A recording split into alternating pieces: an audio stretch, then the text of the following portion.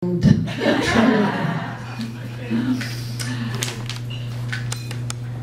now we're going to introduce a poet whose poetry touches on passion, loss, temptation, self-pride, guilt, desperation, in other words, the human condition. She is a book, Wisdom of 1,000 Fools and Pathways. She has been writing since she was 15 years old, and it's been in her blood ever since she can remember. So a born poet. Her style is realistic with tender emotions and empathy. She speaks loudly in a quiet voice and walks softly, carrying a big stick. Please welcome Valerie Parks.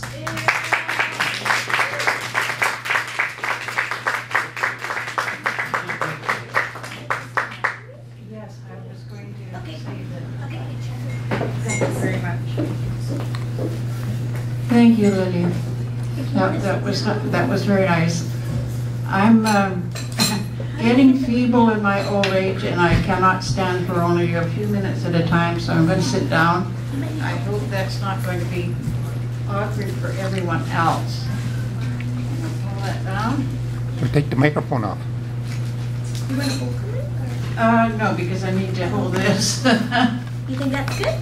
Can I just disturb everything here? Yeah, for sure. How's that? You get it? Can I disrupt anything else before I get started? I want you comfortable. I am good. Yesterday, the newest writers that I'm a member of had their potluck Christmas lunch, and Ashtok was there, and he asked if I was going to read this. I wasn't going to, I hadn't planned it, but when he suggested it, I thought, well, I will. It's a total nonsense poem, but I find it's a great icebreaker. So here we are, and it's called I Ain't Dead Yet. You think that women over 50 are sexless? Well, let me tell you something. My hair is gray, and I may have slowed down a little, but I ain't dead yet. I still feel frisky when I admire the handsome fireman on my calendar. I give him a little wing because I practice swinging my ass as I saunter through the kitchen. As I grow older, I sleep a little more. But I like to lie abed and wallow in exotic dreams and imagine some sexy young stud making love to me. I creak a little when I get up. In the morning. Hopefully. But revive at the sight of the joggers in the park. And I wonder what those hairy bare legs would feel like wrapped around mine.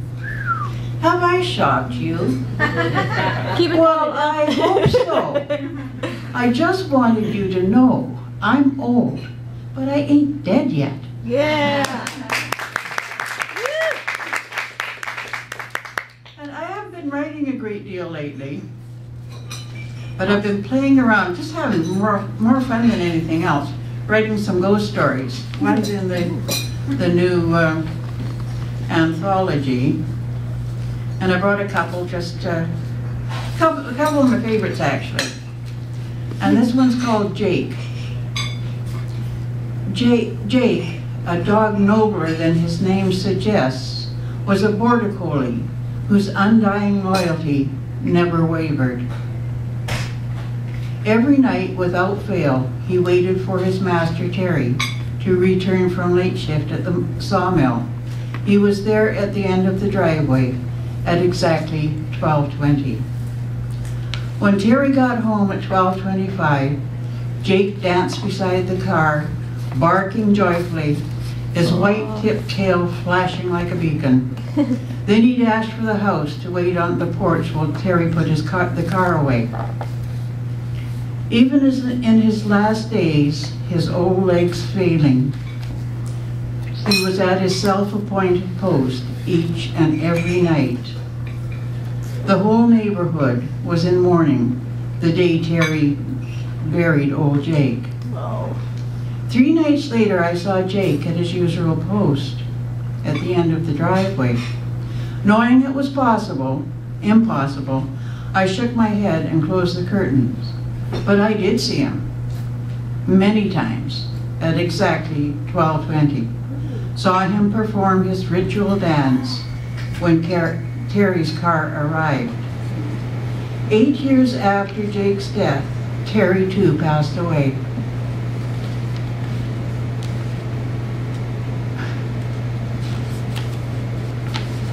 My hands don't work any better than my legs. I haven't seen Jake since. His wait is over. His loyalty rewarded. His loving master has come home.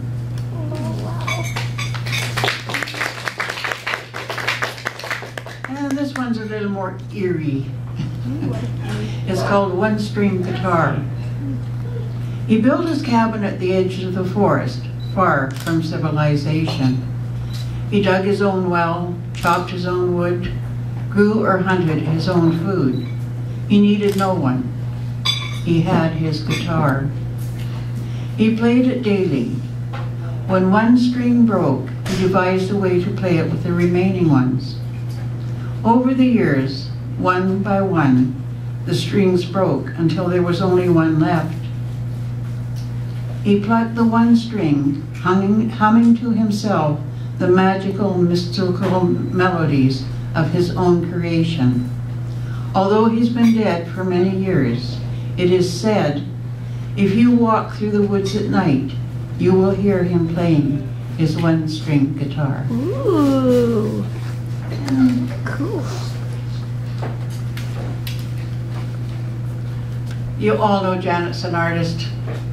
She did this cover of this book, and I love it. Why, I didn't make that sculpture. No, but you did the cover for me. Yeah. I've read a lot from this book, and I've always wanted to read these. They're kind of grim. As they said, it's really about the human condition. And the 4 poems, 3 under the heading guilt, and 1 under desperation, all tells a story, a single story. So, here goes. Guilt. The first one is called Tough Love. You only wanted the best for your daughter. She was surly at times, unmotivated. She refused to go to university. She was a bright child and did well in school. When she applied herself, she sulked in her room rather than do her homework. She needed guidance, a gentle push now and then. Lectures did not work, nor did threats, although you tried both. What do you do with a sulky child? Well, you lay down the law. Your father pays the bills. We make the rules. So shape up or ship out. One morning you found her naked on the bathroom floor, her wrists slashed. What could you have done differently? Where did you go wrong? You will never know, nor will you ever shed the guilt. And the next one is called We're Through. She was a sweet girl in many ways, pretty, well-mannered, and at times a lot of fun, full of laughter and mischief. At other times she was sulky, not smiling, not saying a word. You just got tired of wondering what personality would emerge. You never knew what to say, what to do. Should you take her and hold her, or should you shake her? No matter what you did, it was the wrong approach. Finally, you called it quits. We're through, sweetheart. I can't take your moods anymore. Then you heard she had slashed her wrists. Was it your fault? Did you push her into taking her own life? You will always wear part of the guilt. How am I doing for time, Lois? I'm just reading away and okay. And this under guilt too, called Two Different People. She was like 2 different people. At times so distant you could not get through to her. At other times a barrel of laughs. We were best friends. We studied together, cruised the malls, spent girly nights, trying new hairdos, painting each other's nails, talking about boys, rock stars, the latest style.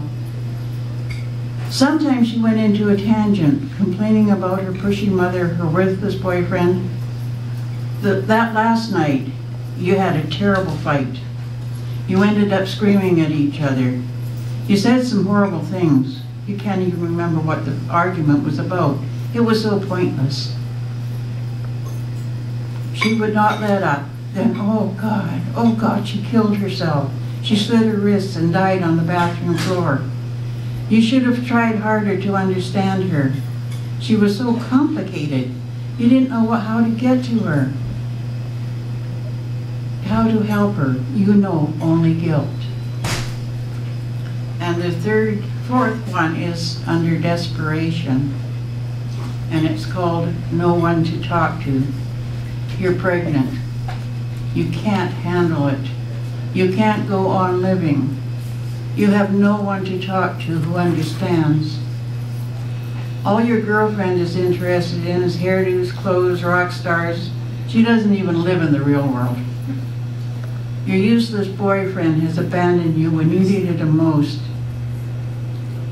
You need someone to hold, to cling to. All he wanted was a fun-filled, brainless ornament hanging on his arm. What will your mother say about her perfect little daughter? She had planned your life so carefully. Those plans do not include a grandchild, at least not yet. Although probably she has that plan too, a boy and a girl. She's most likely picked out the names as well. You have to end it. There's no choice.